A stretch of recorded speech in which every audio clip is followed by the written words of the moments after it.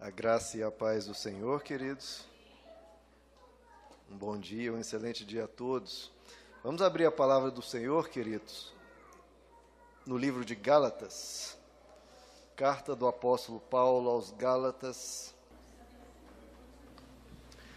Gálatas 3, vamos a partir do verso 26, queridos. Diz assim a palavra do Senhor: Todos vocês são filhos de Deus mediante a fé em Cristo Jesus.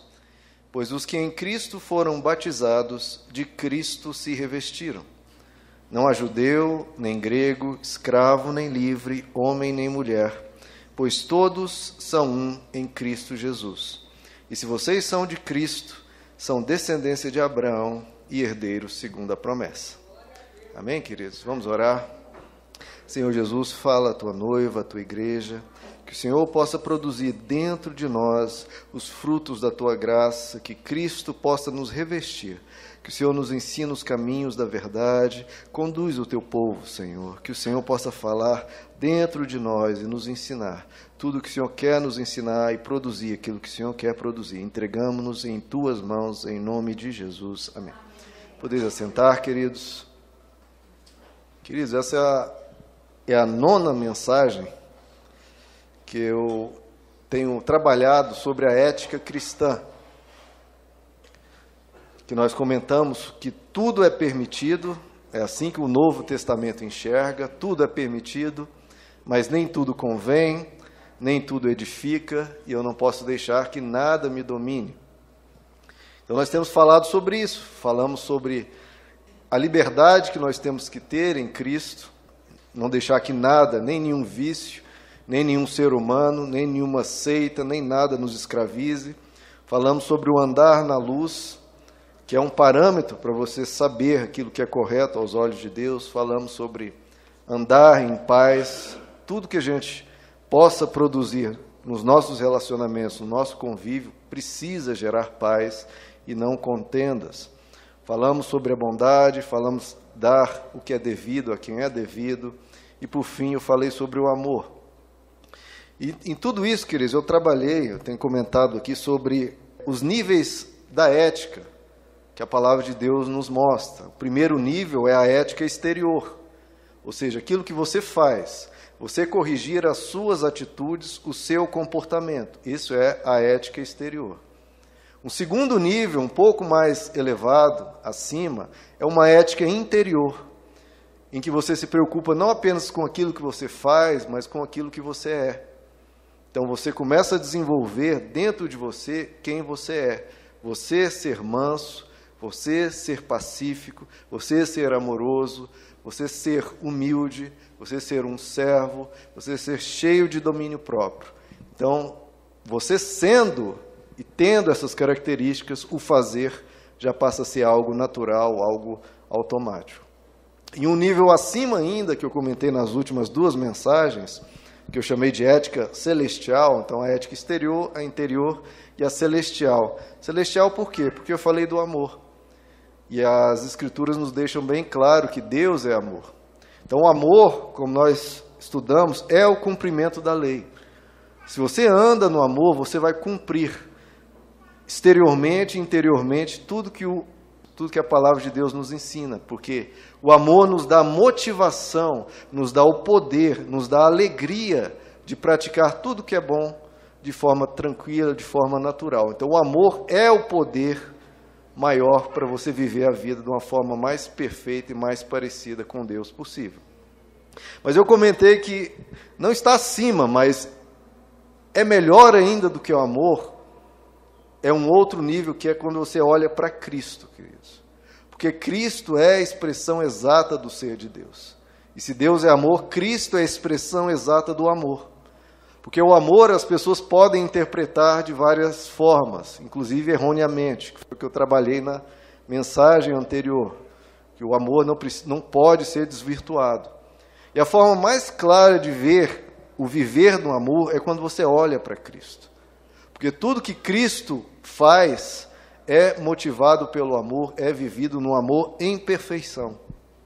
Então, se nós quisermos viver uma vida mais perfeita e mais bondosa, mais amorosa possível é imitando a Cristo. Por isso que tantas vezes o Novo Testamento nos diz: sede imitadores de Cristo. Mas antes de falarmos sobre o comportamento, o agir de Cristo no dia a dia da vida, eu quero comentar primeiro, vamos dar um passo atrás e falar um pouco sobre Jesus, sobre Cristo. Porque Cristo, queridos, Ele é o centro, Ele é o fundamento, Ele precisa ser a forma de vida de todo cristão. E por mais que isso pareça óbvio e até desnecessário de falar, queridos, eu acho que a gente não tem a dimensão da extensão de Cristo na vida de um cristão. E por que eu falo isso? Eu falo isso por experiência própria, queridos. Nos meus muitos anos de caminhada cristã, a mentalidade que eu tinha desenvolvido, até alguns anos atrás, era assim, era isso que eu havia absorvido das pregações, das mensagens de uma vivência que eu tive na vida cristã. É que, qual que era o papel da Trindade, das três pessoas da Trindade? Jesus, obviamente, morreu na cruz para nos dar a salvação e o perdão dos pecados. E parecia que parou por aí a obra de Jesus. Parece que Jesus foi alguém na Trindade que agiu no passado. Esse passado me alcança, claro, mas acabou aí a obra de Jesus. Uma obra tremenda e incrível, mas parece que ficou no passado.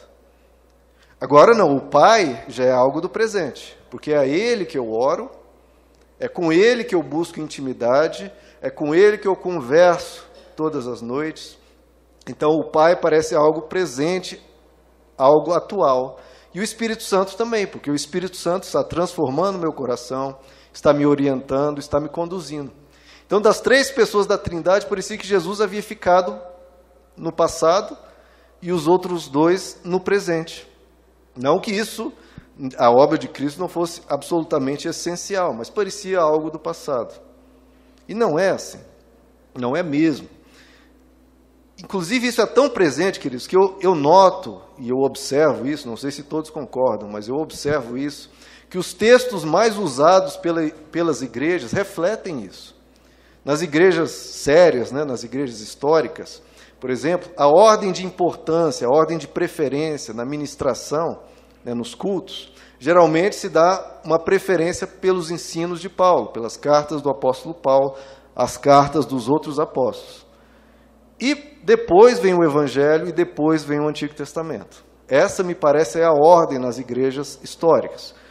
Os ensinos dos apóstolos, as cartas de Paulo, principalmente, os Evangelhos depois e o Antigo Testamento em terceiro lugar.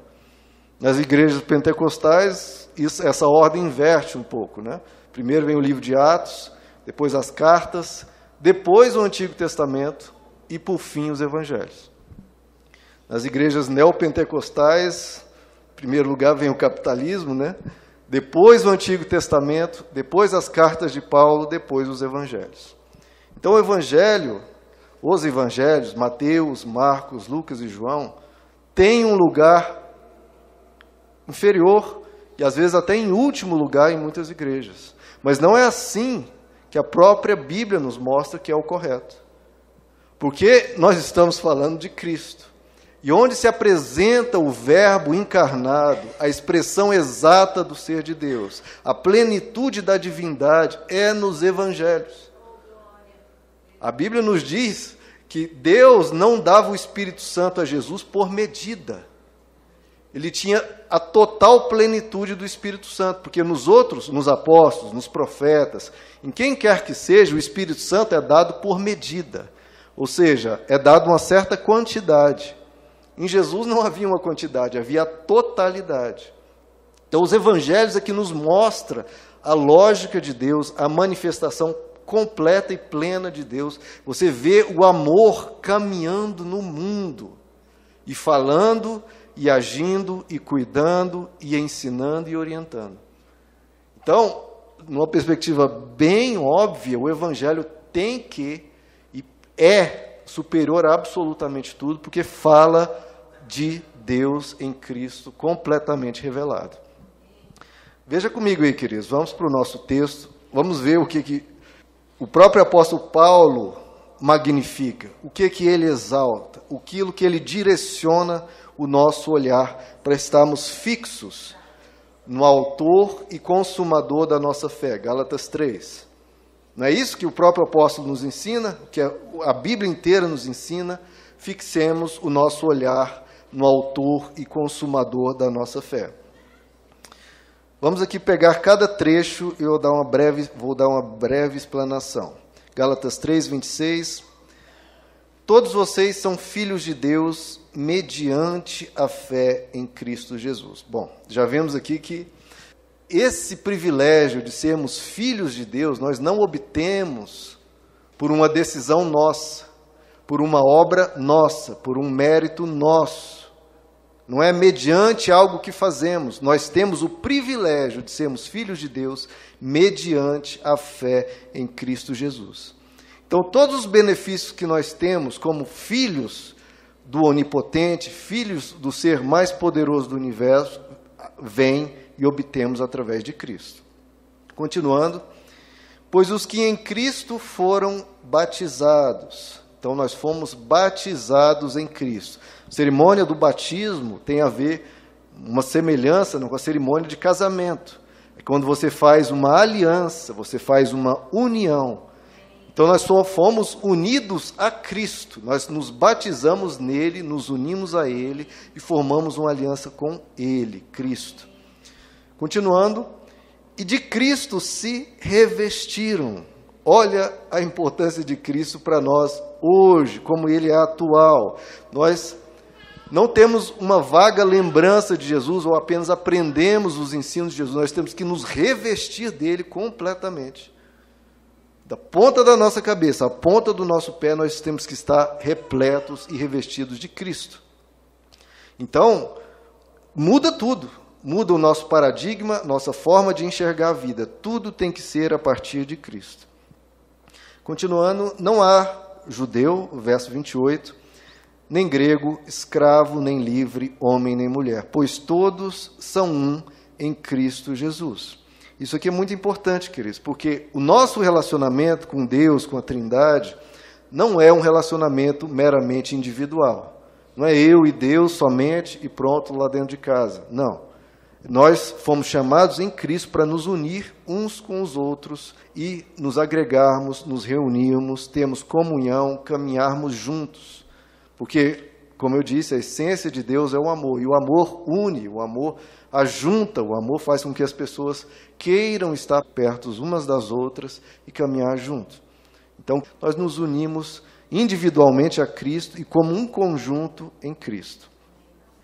Inclusive, Jesus diz, saberão que sois meus discípulos se amardes uns aos outros. Então, o amor é praticado na convivência. Continuando, verso 29, e se vocês são de Cristo, são descendência de Abraão e herdeiros segundo a promessa. Então, veja só que nós somos filhos por causa de Cristo, formamos uma aliança com Cristo, uma união com Cristo, nos revestimos de Cristo, somos um em Cristo, e, por fim, nós somos de Cristo. Então, veja só, queridos. Em Cristo, nós temos todo o nosso viver relacionado a Ele. Somos filhos por causa dEle, temos uma aliança com Ele, nós pertencemos a Ele, nós somos uns com os outros por causa dEle, e tudo isso é centrado nele. Porque em Cristo, queridos, como diz João 1, verso 18... ninguém jamais viu a Deus, mas o Deus unigênito, que está junto ao Pai, o tornou conhecido. Então, Jesus é a chave para entender tudo relacionado a Deus, tudo relacionado à vida, tudo relacionado ao amor, tudo relacionado ao que é certo e ao que é errado. A tudo na vida você tem que olhar para Cristo. Ele é a manifestação exata, a mais clara, a mais nítida, a mais certa de tudo, é olhando para Cristo. Então vamos explorar cada um desses pontos aqui. Primeiro nos foi dito que todos nós somos filhos de Deus mediante a fé em Cristo Jesus. Então tudo começa nessa fé, em olhar para Ele, em esperar nele, em confiar nele. É primeiramente, antes de qualquer coisa, mediante a fé em Cristo Jesus, que obtemos a nossa salvação. Agora, em Efésios 1, abre aí comigo, queridos, Efésios 1, verso 3.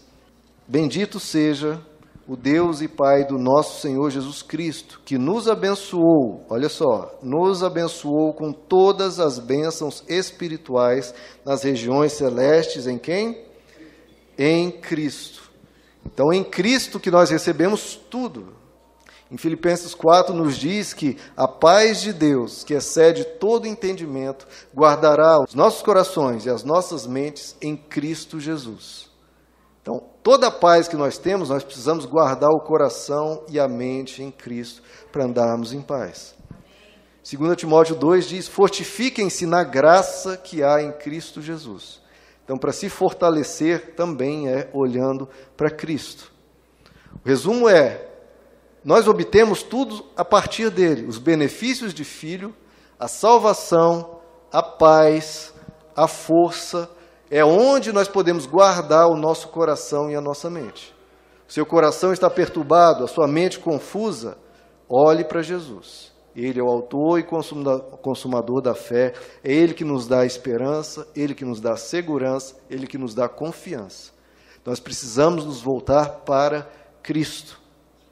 O segundo ponto que nós vimos no trecho inicial de Gálatas 3 é que em Cristo nós fomos batizados.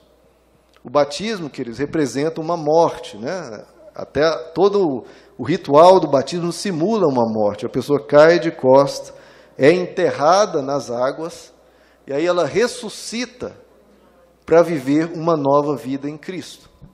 Então, essa união é uma união de uma nova vida.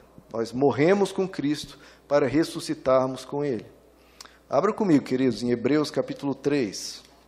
Vamos ver sobre essa união, essa aliança que fizemos com Cristo e o que ela representa. Hebreus 3, verso 13. Ao contrário, encorajem-se uns aos outros todos os dias durante o tempo que se chama hoje, está vendo como Jesus faz parte do hoje, de modo que nenhum de vocês seja endurecido pelo engano do pecado, pois passamos, olha só, por que nós não podemos endurecer? Por que a gente não pode cair no pecado? Porque passamos a ser participantes de Cristo, desde que, de fato, nos apeguemos até o fim à confiança que tivemos no princípio.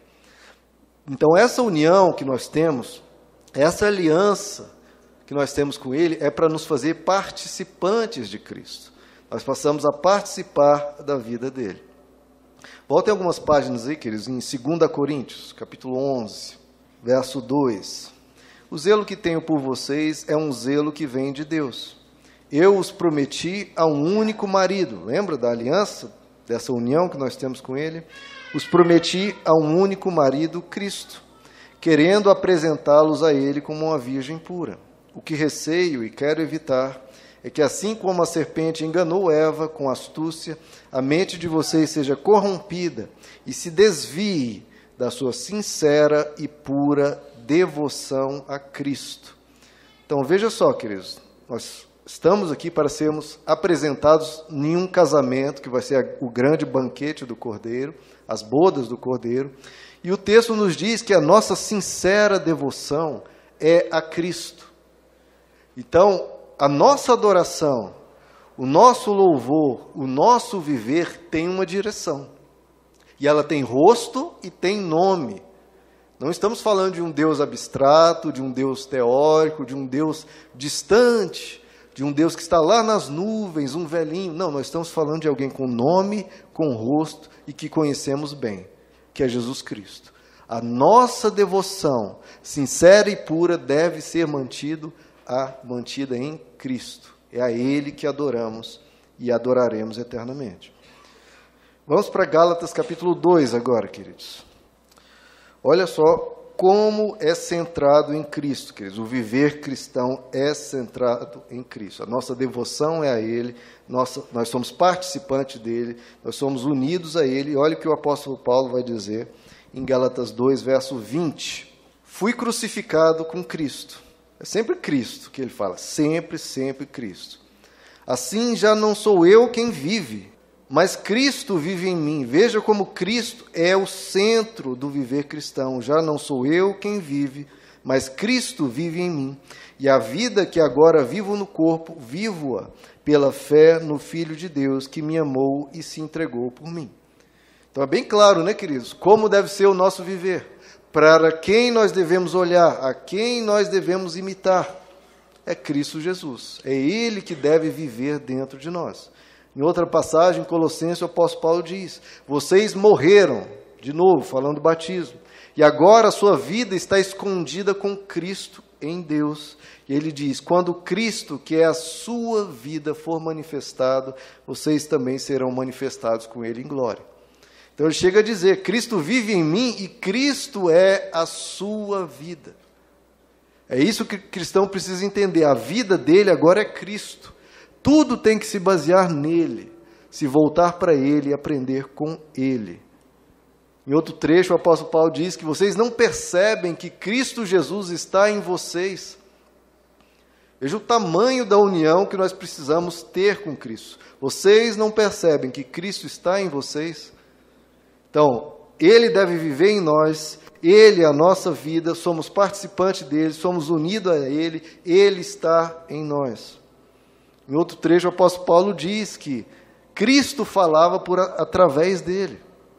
Então, quando nós, nas reuniões dos lares, ou aconselhando uma pessoa, saiba disso, que como Cristo está em você, muitas vezes, muitas palavras que você está dizendo, vai ser Cristo falando através de você, porque nós temos essa união com Ele. Não pense que você vai dizer algo e são as suas palavras. Não, é você que está dizendo, mas é Cristo que está despertando essas palavras no seu coração e essas palavras vão vir com um poder muito maior. 2 Coríntios, queridos, capítulo 2. Vejam a centralidade de Cristo em todo o viver cristão. Que ele vai falar que nós temos que estar impregnados de Jesus. 2 Coríntios 2, verso 14.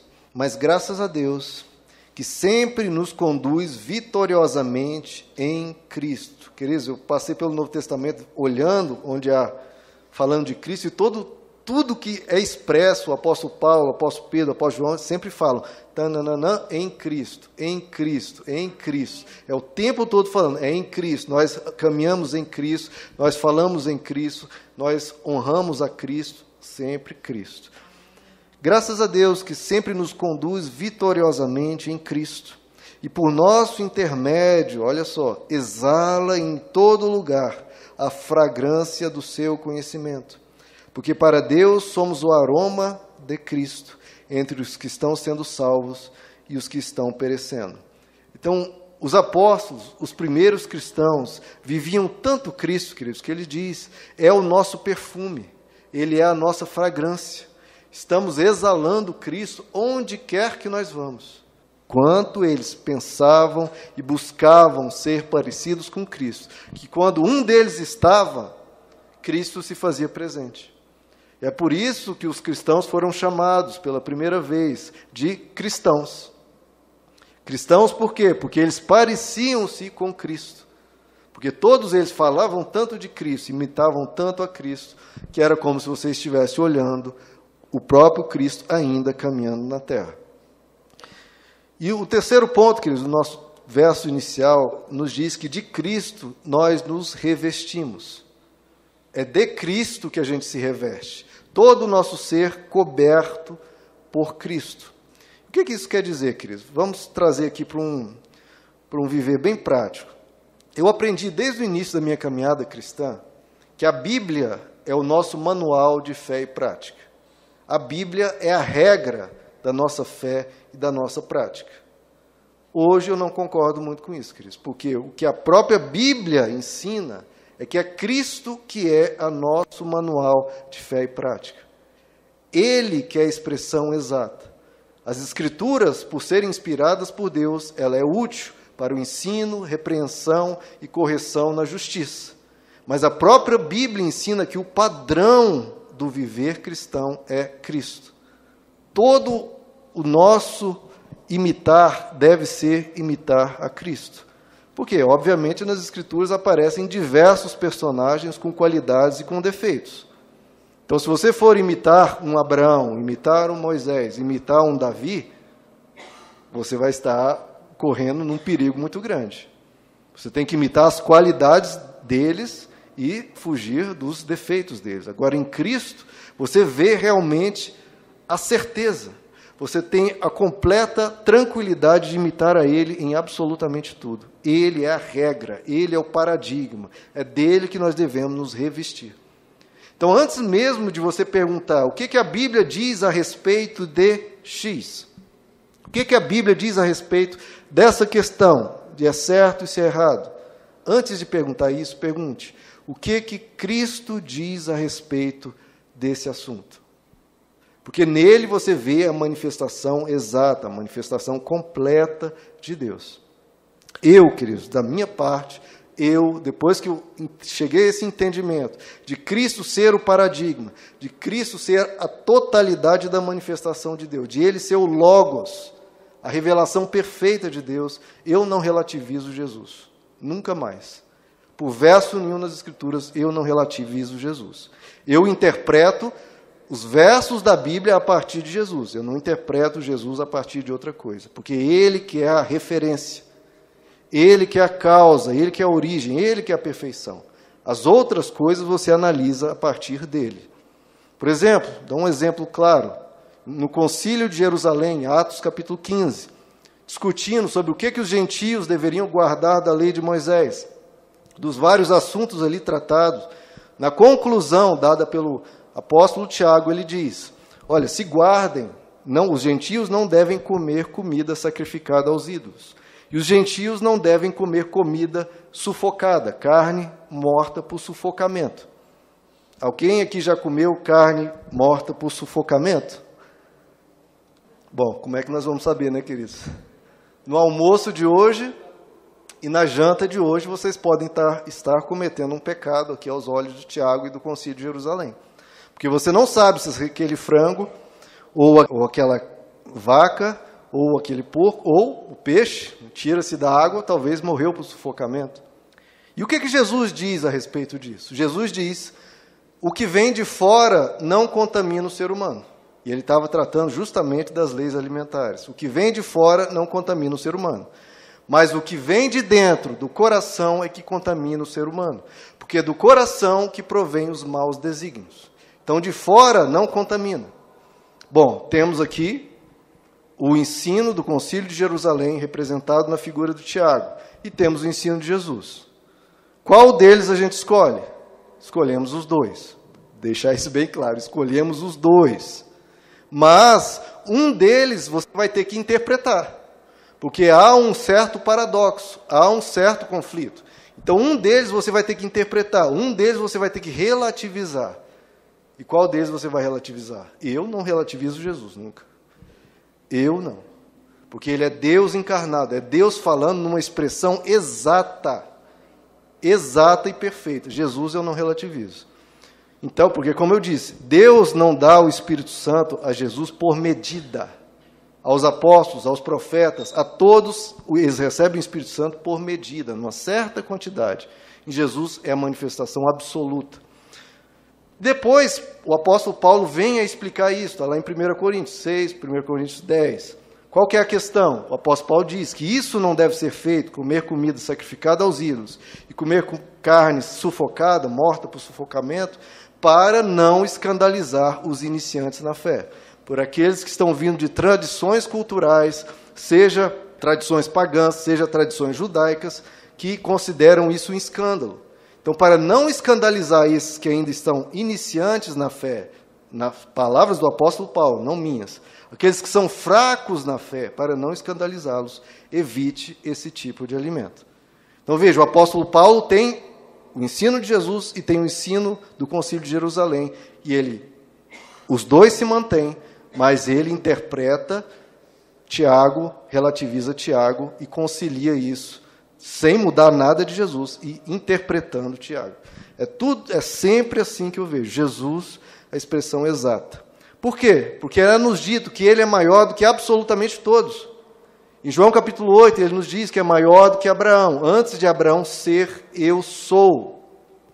Ele é maior do que Jacó, que Israel. Em João capítulo 5, uma mulher pergunta, você por acaso é maior que o nosso pai Jacó, que cavou esse poço, que nos deu água a toda a nação? Jesus diz, se beberdes dessa água, voltareis a ter sede. Mas a água que eu tenho para lhes dar, lhes produzirá dentro de vós uma fonte que jorrará para a vida eterna. Então, sim, eu sou maior do que Jacó. Jesus diz que ele é maior que o templo. Destruam esse templo, ele estava do lado do templo, destruam esse templo, em 3 dias eu ergo ele de volta. E pergunto, mas dizem, mas olha, por 46 anos estão edificando esse templo, em 3 dias você vai edificá-lo? E o texto nos explica, não, ele estava falando dele. Porque o templo que era ele era muito maior do que o templo que estava do lado. Eu reergo o verdadeiro templo que sou eu em 3 dias. Ele diz, eu sou maior do que Salomão. A rainha de Sabá viajou milhares de quilômetros para ouvir Salomão, e eis aqui alguém que é maior que Salomão. Jonas pregou a imensa cidade de Nínive, 120 mil homens, e se converteram, mas eis aqui alguém maior do que Jonas. Ele é maior do que os grandes, os maiorais do Antigo Testamento, Moisés e Elias. Moisés como o ente que trouxe a lei de Deus, e Elias como o pai e o maior dos profetas. No Monte da Transfiguração, está ali Jesus, manifesta sua glória aos discípulos, aparece em Moisés, representante da lei, Elias, representante de todos os profetas, e os 3 discípulos, Pedro, Tiago e João ficam assim abismados, eu estou diante do grande Moisés, eu estou diante do grande profeta Elias. Quem mais mesmo? Tem o carpinteiro aqui de Nazaré. Eles não tinham ainda a noção da dimensão de Jesus, por isso que Jesus se manifesta na glória dele, e vem uma voz do alto dizendo, este é o meu filho amado, a quem vocês devem ouvir? A ele. Tem Moisés, tem Elias, muito bem, mas quem é o meu filho amado é Jesus, é a ele que vocês ouvem, a Jesus. Os outros vocês ouvem interpretando a partir de Jesus, a Jesus não relativizem, a ele ouvi. O próprio Moisés diz em Deuteronômio capítulo 18, quando vier um profeta semelhante a mim, Deus falando pela boca de Moisés, vocês vão ouvir a ele, e quem não ouvir a esse profeta que enviarei, que é Jesus, deles eu cobrarei contas. João Batista, que é o maior homem nascido de mulher, ele disse, de Jesus eu não tenho direito, não tenho honra suficiente em mim em sequer encostar nas sandálias dele. Não estou falando de encostar nos pés, João Batista, eu não tenho direito de tamanha a honra de Jesus, tamanha a magnificência de Jesus, eu não deveria nem sequer encostar nas sandálias dos pés dele. Paulo, Apolo, eles falam, quem é Paulo? Quem é Apolo? Vocês estão loucos em exaltar Paulo, exaltar Apolo? Quem somos nós? Nós somos vasos de barro, que há um tesouro dentro de nós que é Cristo. Quem é Paulo? Quem é Apolo? É Cristo que efetua, que opera tudo em todos. Somos instrumentos, somos vasos. Ele é maior do que todos. Então, o nosso paradigma, o nosso referencial, a nossa regra de fé e prática é uma só, é Cristo Jesus, o Senhor. Abra comigo, queridos, em Efésios capítulo 1. Olha o que o apóstolo Paulo diz, verso 20, queridos. Olha e vejam como exaltavam a Cristo. Esse poder, verso 20, ele exerceu em Cristo, ressuscitando-o dos mortos e fazendo-o assentar-se à sua direita nas regiões celestiais. Muito, muito acima de todo governo e autoridade, poder e domínio, e de todo e qualquer nome que se possa mencionar. Veja só, não apenas nessa era, mas também na era que há de vir. Deus colocou todas as coisas debaixo dos seus pés e o designou cabeça de todas as coisas para a igreja, que é o seu corpo, a plenitude daquele que enche todas as coisas em toda e qualquer circunstância. Então, o que ele está dizendo? Que ele está acima de todo e qualquer nome, todo joelho vai se ajoelhar, todo mundo vai se prostrar, de Moisés, Elias, Israel, Abraão, não interessa. Todo mundo se prostra, se curva e adora Jesus. Porque Ele que é Deus, Ele que é a revelação completa.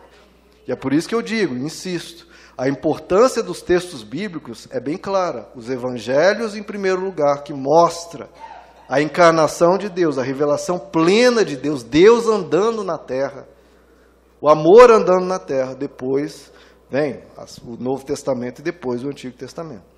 Porque, queridos, Ele é a pedra angular. O Novo Testamento nos diz, ele é a pedra, o fundamento de tudo. Isaías, no capítulo 28, ele diz, eu ponho em Sião uma pedra já experimentada, uma pedra preciosa, pedra angular, para alicerce seguro. Aquele que confia nessa pedra jamais será abalado. Abra comigo, queridos, Efésios 2, verso 19. Portanto, vocês já não são estrangeiros nem forasteiros, mas concidadãos dos santos e membros da família de Deus, edificados sobre o fundamento dos apóstolos e dos profetas.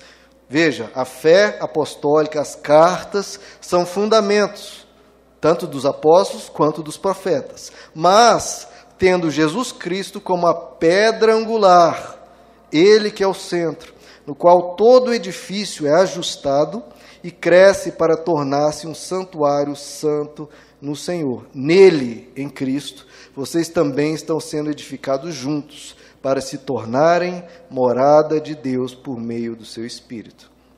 Então veja, ele é o alicerce, ele é a pedra por meio do qual tudo se constrói. É a partir de Jesus, tudo começa nele. Por que, queridos? Porque Jesus é Deus, né? Ele é Deus encarnado. Nele habita a plenitude da divindade. E ele, toda a Bíblia, queridos, aponta para ele. O objetivo das Escrituras não é a Bíblia nos apontar para a Bíblia. O objetivo das Escrituras, ela tem uma quantidade, uma gama imensa de ensinamentos, mas o que a Bíblia faz é apontar para Cristo. Por isso que ele diz, em Romanos 10, o apóstolo Paulo diz, o fim da lei é Cristo, para a justificação de todo aquele que crê.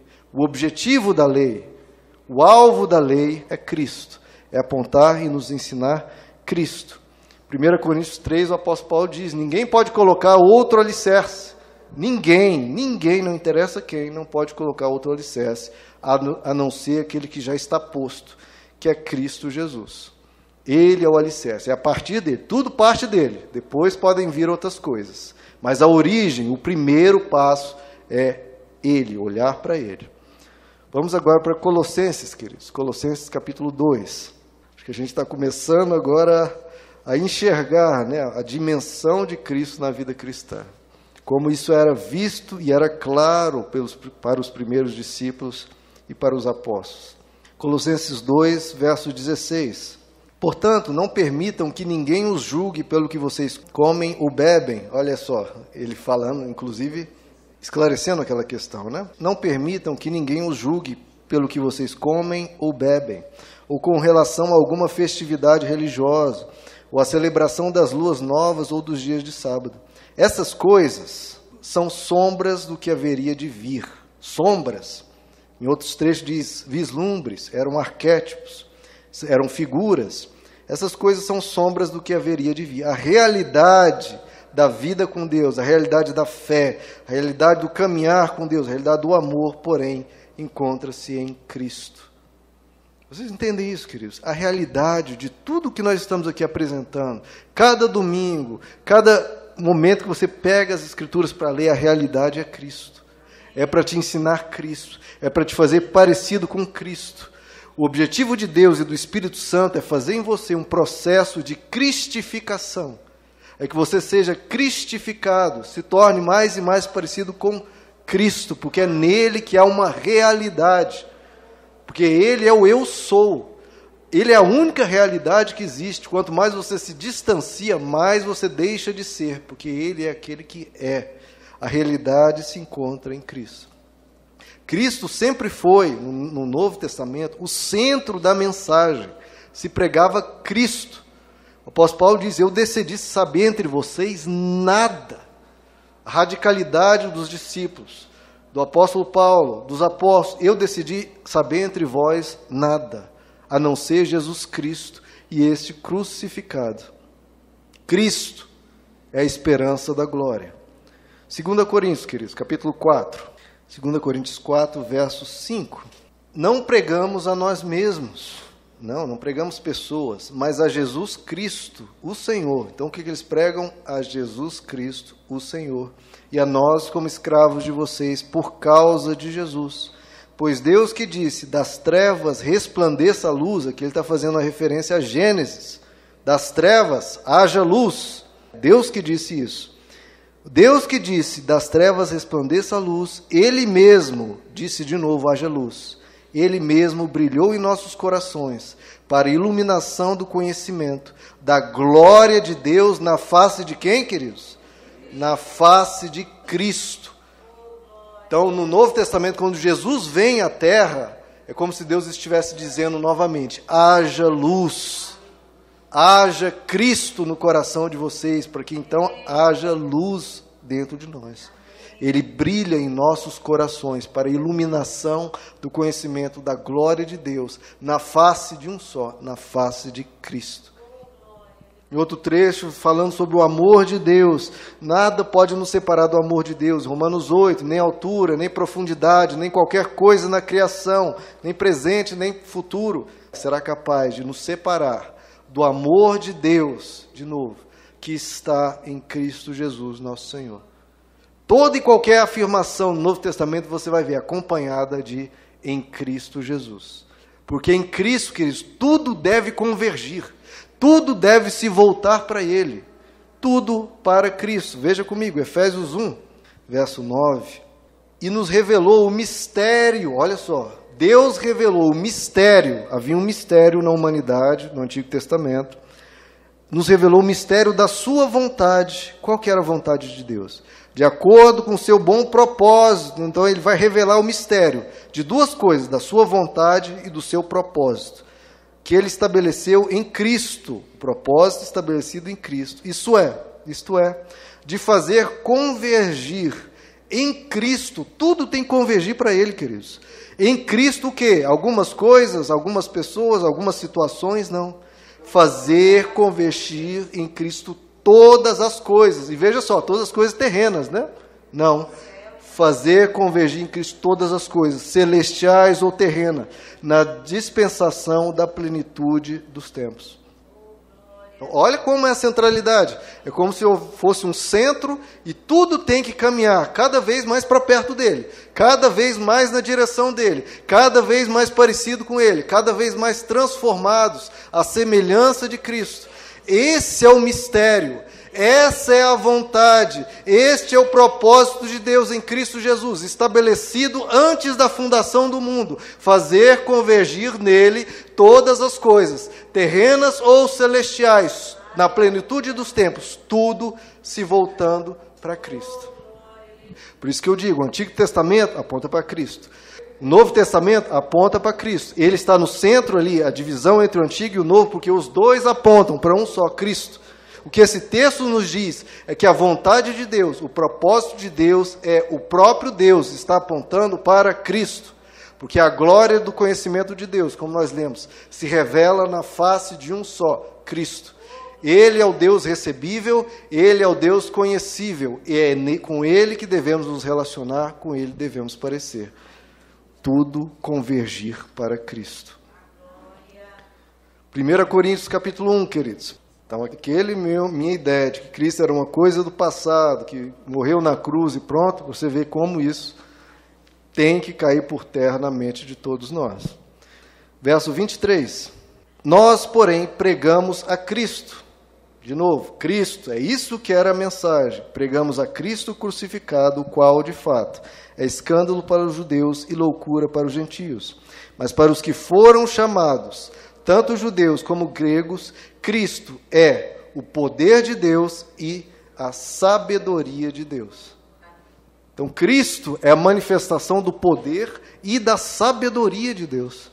Se você quer aprender sabedoria, se você quer crescer em como você entende a vida para lidar com as situações do cotidiano, do dia a dia, se você precisa de mais sabedoria, Cristo é a sabedoria, não humana, sabedoria de Deus.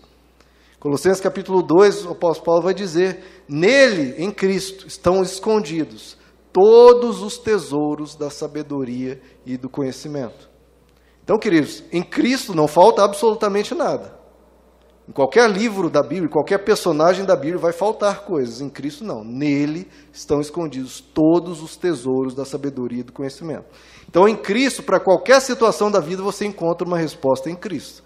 Porque nele estão escondidos tudo. Os outros servem para ilustrar. Efésios capítulo 4, queridos, verso 20. Todavia, não foi isso que vocês aprenderam de Cristo, Então, até todo nosso aprendizado tem que vir dele. Não foi isso que vocês aprenderam de Cristo, de fato, vocês ouviram falar dele. E nele, não aprenderam de Cristo, vocês ouviram falar dele, e nele foram ensinados de acordo com a verdade que está em quem? Em Jesus. Então nós precisamos aprender dele, falar dele, e nele sermos ensinados que a verdade está em Jesus. Ele nos diz, queridos, eu sou o caminho, eu sou a verdade, eu sou a vida. Está tudo nele. Está nele. E Cristo, além de ser sabedoria, além de ser verdade, ele também é a nossa riqueza. O apóstolo Paulo diz, foi-me concedida esse privilégio, essa graça, de anunciar aos gentios as insondáveis riquezas que há em Cristo. Infelizmente, no meio evangélico tem se perdido essas riquezas de Cristo que são inesgotáveis. Hoje está se ensinando as insondáveis riquezas do dinheiro, as insondáveis riquezas do controle emocional, as insondáveis riquezas do capitalismo, etc. Mas o que nós precisamos pregar são as insondáveis riquezas de Cristo. Pois Jesus disse, aqueles que crerem em mim, do seu interior fluirão rios de água viva. E aí, quem anda comigo vai ter vida e vida em abundância. Abra comigo, queridos, Filipenses 3. O que Deus nos oferece é Cristo. Filipenses capítulo 3, verso 7. Para mim era lucro, todos os meus grandes sonhos, tudo que eu achava maravilhoso, passei a considerar como perda, por causa de Cristo. Mais do que isso, considero tudo como perda. Comparado, não é que ele passou a desprezar as coisas, ele fala comparado, estou comparando as coisas. Comparado com a suprema grandeza do conhecimento de Cristo Jesus, meu Senhor, por quem perdi todas as coisas. Eu as considero como esterco para poder ganhar a Cristo. Então ele fala, tudo no mundo que ficou pequeno. Depois que eu conhecer Cristo, a plenitude dele, a sabedoria dele, a riqueza que há nele, tudo ficou pequeno.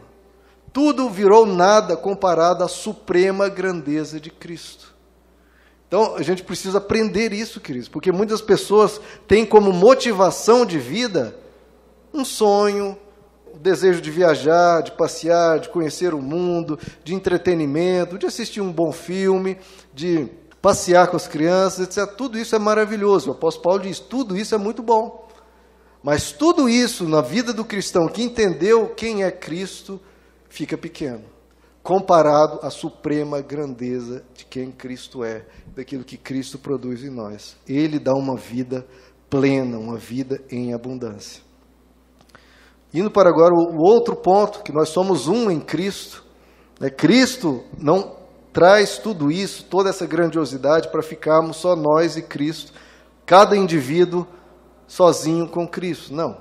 E essa grandeza de Cristo é para provocar em nós amor e nos fazer que a gente se una em Cristo.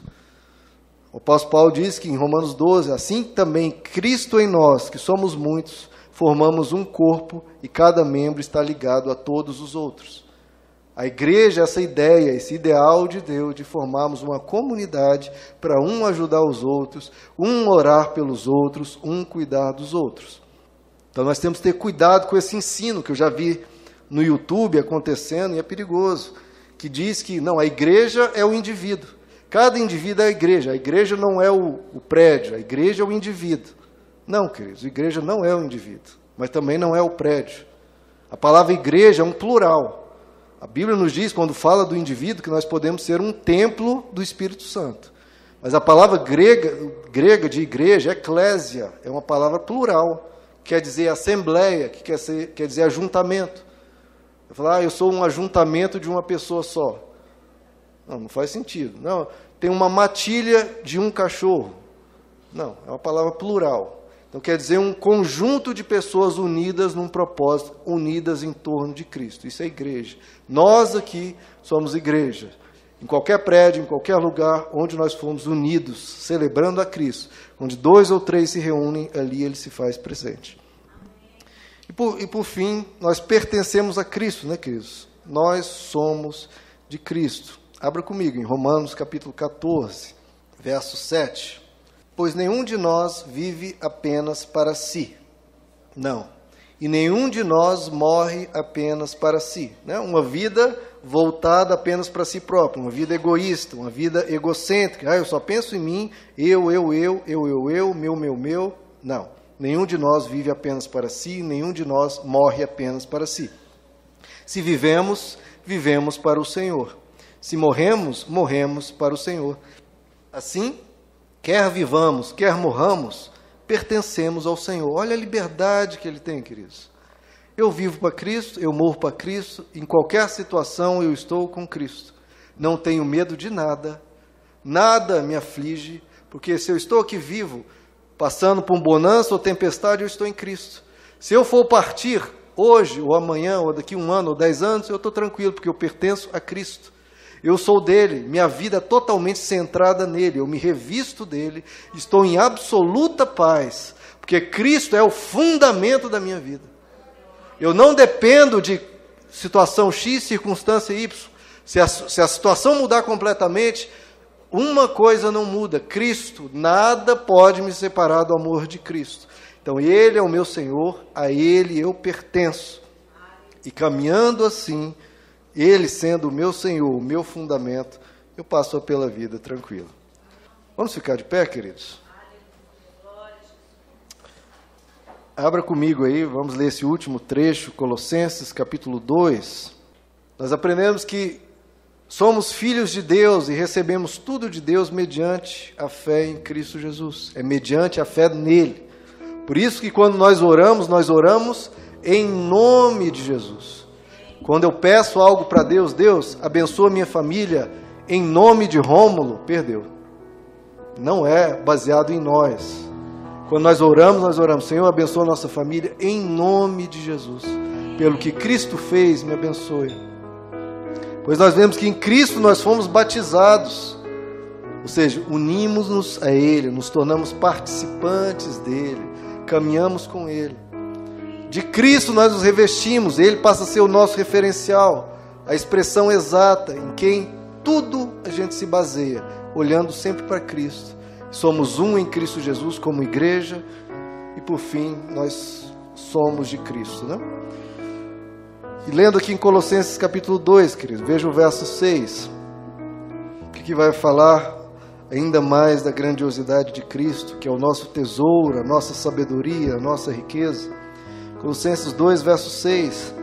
Portanto, assim como vocês receberam Cristo Jesus, o Senhor, continuem. Então é algo do presente. Continuem a viver nele. É nele, irmãos. Enraizados, edificados nele. Firmados na fé, como foram ensinados, transbordando de gratidão. Temos que ser muito gratos.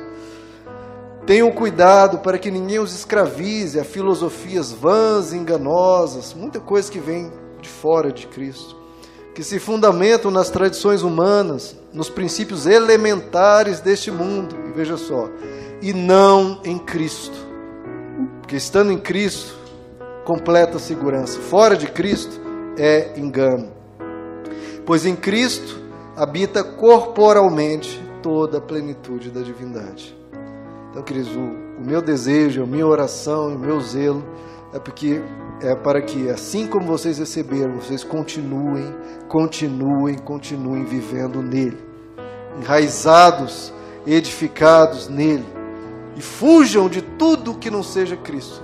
Tudo que não seja Cristo, fuja, porque olha, irmãos, quando eu vejo o YouTube, eu fico horrorizado. Quantas tradições humanas, quantos mandamentos tortos, quantos princípios elementares deste mundo, nada se baseando em Cristo. E pessoas batendo palmas, pessoas chorando para a sua própria destruição, para o seu próprio engano.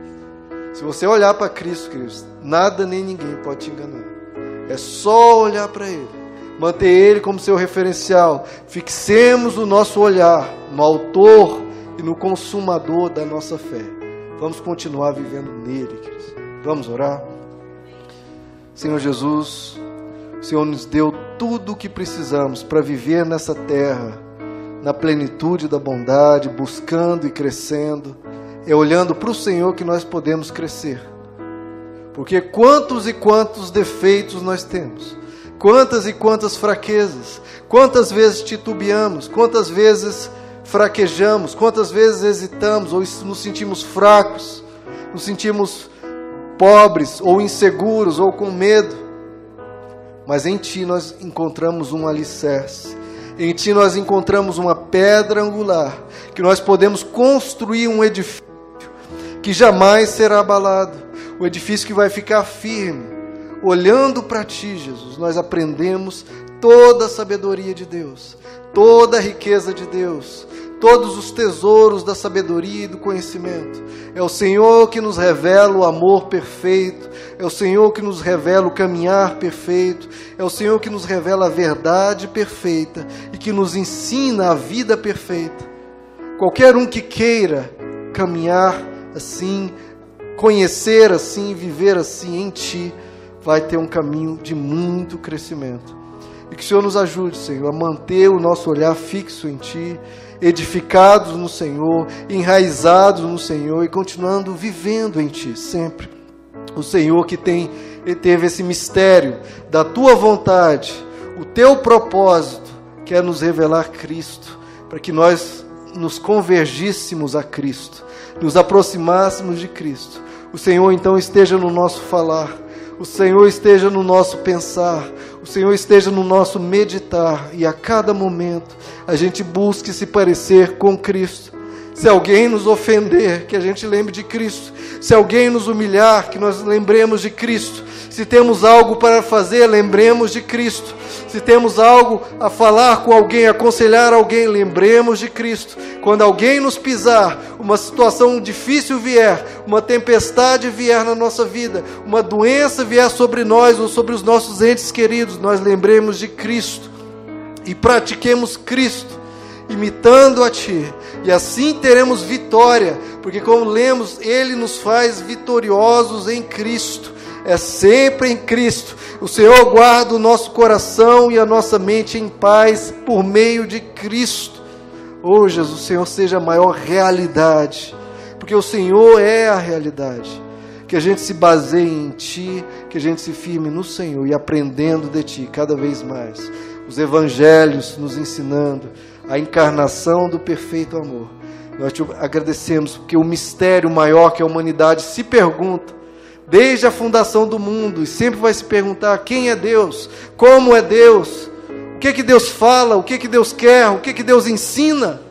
Nós podemos olhar para uma pessoa com rosto e nome, que nos revela isso de forma perfeita, absolutamente completa, absolutamente tranquila, e olhar para Ti, Jesus, é olhar para a coisa mais maravilhosa, é olhar para toda a paz, para toda a gentileza, para todo o amor, para toda a humildade. O Senhor nos ajuda a ser mais parecido contigo, nos cristifique, nos transforme, renove a nossa mente, e que mais parecidos com o Senhor nós sejamos. Ah, que maravilha será, Senhor, que com esse caminhar cada dia mais parecidos com Cristo. Que esse seja o nosso alvo, que esse seja o nosso objetivo. Queridos, a vida em abundância, como eu falo no WhatsApp, vou sempre falar, não é obter coisas. Vida em abundância é ser parecido com Cristo. Ele não tinha onde reclinar a sua cabeça. E quem duvida que ele tinha uma vida em abundância? Ele não tinha riquezas, não tinha nada do que se vangloriar, não tinha metade, 1/10 do conforto que nós temos hoje, com tanta tecnologia, com tantos entretenimentos, tantos passeios, tanta coisa para fazer. Ele tinha uma vida em abundância, porque Ele era quem Ele era. Que a gente seja parecido com Ele. E crendo nele, fluirão do nosso interior rios, rios, rios de água. Do interior, não é de fora, não é com o que você obtém, é do interior, rios de águas vivas. Amém? Vamos fazer de Cristo o nosso alvo, Cristo. Vamos olhar para Ele sempre, em tudo.